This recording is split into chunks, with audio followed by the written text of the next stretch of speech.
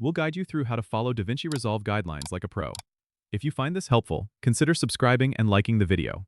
First, open DaVinci Resolve on your desktop and go to the project settings by clicking on the gear icon at the bottom right corner. Here, you'll want to ensure your timeline resolution and frame rate match the specifications of your project. This is key for maintaining quality and avoiding any render issues. Next, head over to the Edit page. On the left side, you'll see your media pool. Make sure all your clips are imported and organized.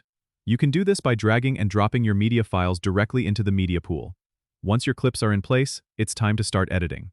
Use the Cut tool to trim your clips, and don't forget to use the Ripple Delete function to close any gaps automatically. When you're satisfied with your edit, switch to the Color page. This is where you can adjust your clip's exposure, contrast, and color balance. Remember to use nodes to keep your adjustments organized and non-destructive. After color correction, go to the Fairlight page for audio editing.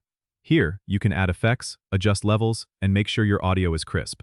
Once your video and audio are finely tuned, it's time to export your project. Click on the Deliver page, select your desired format and preset.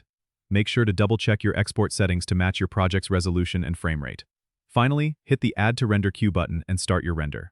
Don't forget to subscribe and comment if this helped you out.